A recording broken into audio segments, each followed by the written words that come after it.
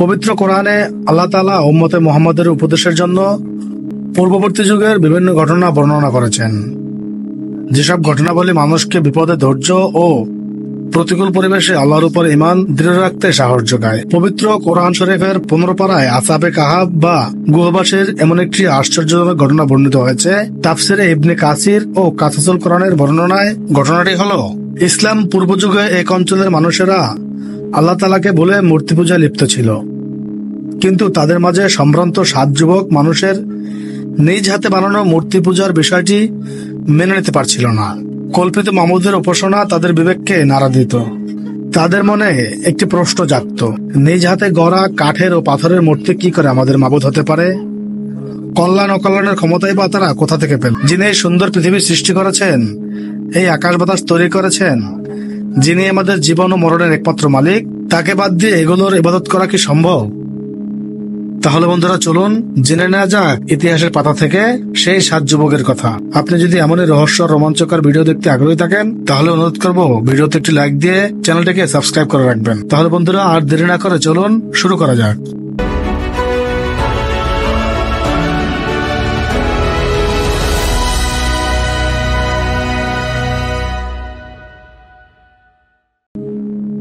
তারা সকলে এক বাক্যে পরস্পরের নিকট জাতির লোকদের মূর্তি পূজা ও শিরকের প্রতি মনের সন্দেহের কথা প্রকাশ করলেন। অতঃপর তারা মহাবিশ্বের মাঝে তাদের প্রখর দৃষ্টি ঘোরালেন। এতে তাদের অন্তরসমূহ তাওহীদের আলোয় আলোকিত হয়ে উঠল এবং আল্লাহর মনোনীত দিনের সন্ধান পেয়ে তাদের আত্মায় এক অনাবিল শান্তি লাভ করলেন। তারা সকলে ঈমান গোপন রাখার উপর একমত হলেন, কারণ তাদের বাদশা ছিল মূর্তি পূজক, মুশরিক, যে তার প্রজাদেরকে শিরক করতে বাধ্য করত। তারা সমাজের অন্যান্য লোকদের সাথে বসবাস করতে থাকলেন, কিন্তু তাদের প্রত্যেকে যখন একাকী হন তখন আল্লাহর ইবাদতের দিকে মনোনিবেশ করেন।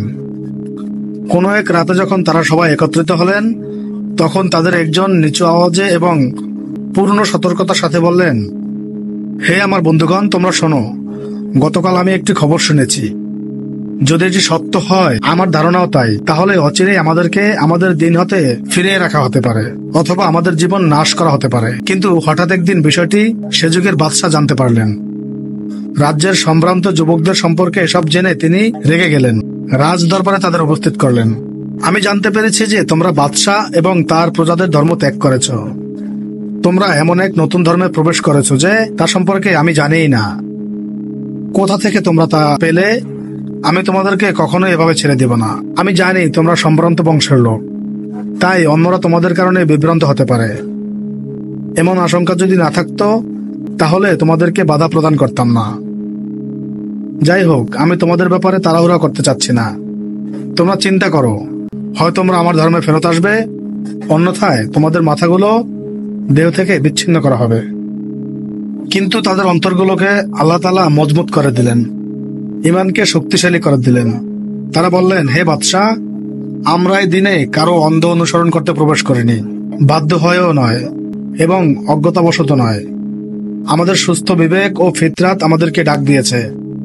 আমরা কেবল সেই ডাকে সাড়া দিয়েছি। বিবেক আমাদেরকে আলোকিত করেছে, আর সেই আলোতে আমরা চলছি। আল্লাহ এক ও অদ্বিতীয়, তার কোনো শরীক নেই। আমরা তাকে ছাড়া আর কাউকে ডাকতে পারবো না। আর আমাদের জাতির লোকেরা অন্ধ হয়ে অন্যের তাকলিদ করে মূর্তি পূজা করছে, যে ব্যাপারে তাদের কাছে কোনো দলিল প্রমাণ নেই। এই হলো আমাদের শেষ কথা। এখন আপনার যা ইচ্ছা তা করতে পারেন, আমাদের কোনো আপত্তি থাকবে না। এরপর বাদশা বলল, এবার যাও, আগামীকাল আসবে, আমি তোমাদের ব্যাপারে ফয়সালা প্রদান করব। তারা ফিরে এসে পরামর্শ করে সিদ্ধান্ত নিলেন, আমরা সেখানে প্রশান্ত মনে আল্লাহর ইবাদত করতে পারবো না। এখানে আমাদের বসবাস করা কোনোভাবেই নিরাপদ হবে না। তারা সবাই মিলে এমন এক জায়গায় যাওয়ার ব্যাপারে একমত হলেন, যেখানে নির্দ্বিধায় আল্লাহর ইবাদত করতে পারবেন। এই উদ্দেশ্যে তারা নিজের দেশ ছেড়ে অজানার দিকে রওনা হলো। পথে একটি কুকুর তাদের সাথী হয়ে গেল।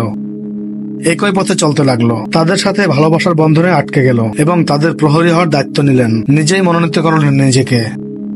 পথ চলতে চলতে একসময় তারা একটি গুহায় পৌঁছে গেলেন। দীর্ঘ পথ চলার পর সফরের ক্লান্তি দূর করার জন্য পরিশ্রান্ত শরীর নিয়ে তারা সামান্য বিশ্রাম নিতে গুহায় শুয়ে পড়লেন। শুয়ে পড়ার সাথে সাথে তারা হালকা ঘুম অনুভব করলেন এবং সেই হালকা ঘুমের পথ ধরেই গভীর নিদ্রা চলে আসলো।